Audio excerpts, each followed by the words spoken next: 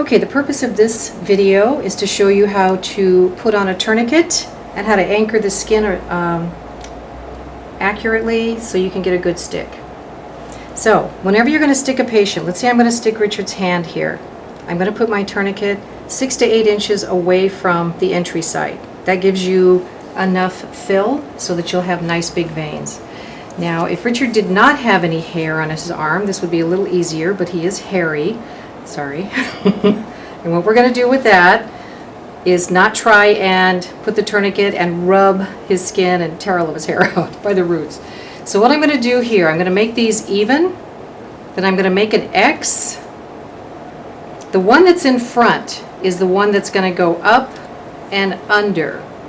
So just remember, the one in front is the one that's going to go up and under. It's also the one that you pull for different tightness. But since he has hair, I'm going to make sure that I protect his skin with my finger. So I'm going to pull this, and I'm going to lift it just a little bit away from his skin. See how there's opening? I'm going to grab the X with this hand, put this little tail underneath, little nub there, and now you have a tourniquet. So your tails are facing away from your stick. Now he has amazing veins. So I am not going to put my tourniquet on very tight. Every single patient you have, your tourniquet's going to be different tightness depending on the reaction of their vein. So seeing Richard's vein even before the tourniquet, I can see his veins. They're really nice. So I know I don't have to put my tourniquet on too tight. If I did, there'd be so much pressure inside the vein, I might have a backflush come out where my needle went in. It's still a good stick, but it's just a little messy. So again, since he has great veins, make sure these are equal. Make an X and hold this above his hairy arm. Tuck in a little nub, and we're set. Now if I had to coax these up a little, I could tap, I could flick. What you have to be careful with is really smacking this, because there are some cases of assault and battery with nurses who are a little bit too heavy-handed. Now since he has beautiful veins, I don't have to do much more with coaxing him up. I could also put a twist and pop warm compress on him. I could also have him open and close his fist, if you could do that for me. What that does is it warms up the muscle, and it also gets the vein warm, and it gets a little more dilated. Now for anchoring, it's very important that you do a nice tight anchor, and that means I am going to slightly bend his wrist.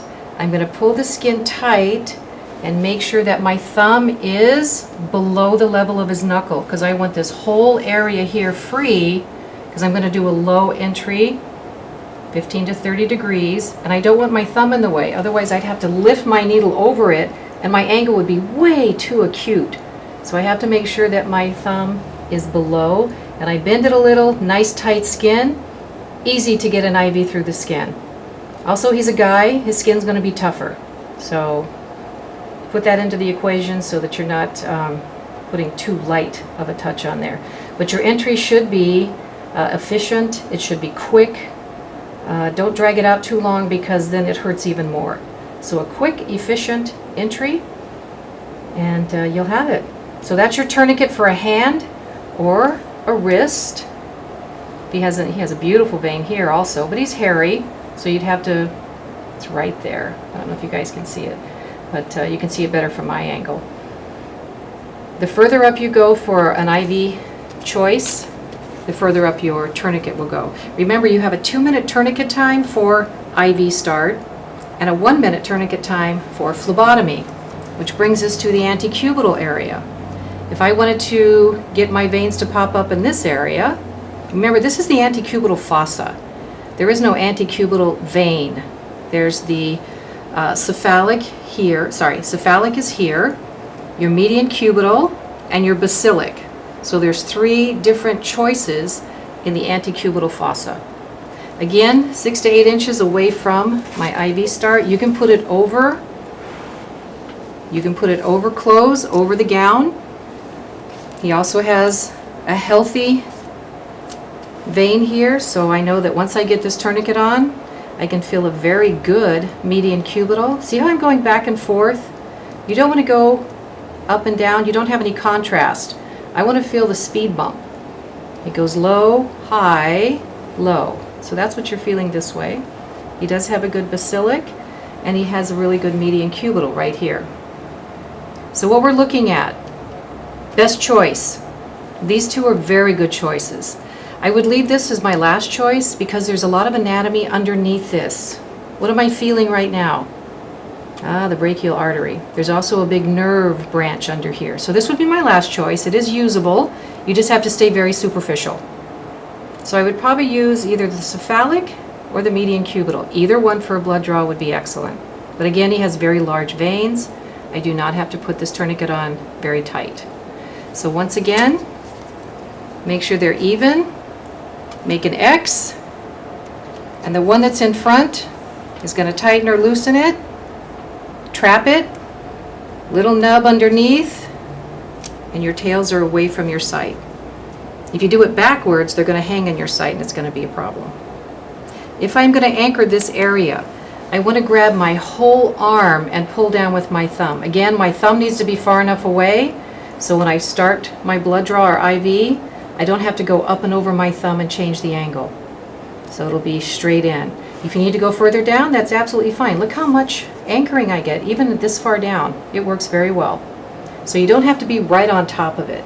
And the reason we grab the whole arm is because if my patient wanted to walk away, I've got him.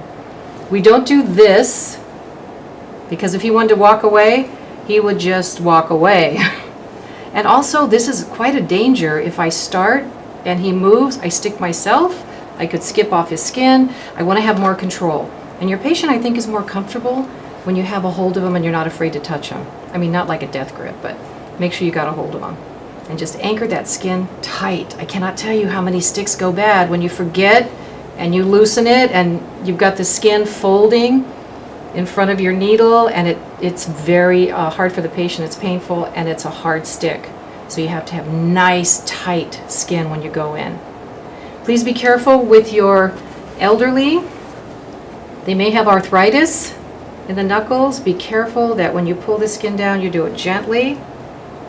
And we do try and stay away from the dorsal aspect of elderly. Okay? We try and stay away from that because they are too fragile and they tend to infiltrate very easily. But just be careful and don't pull that skin too tight on your elderly. You may fracture it. You could actually tear it. Okay, so that is your anchoring and your tourniquet.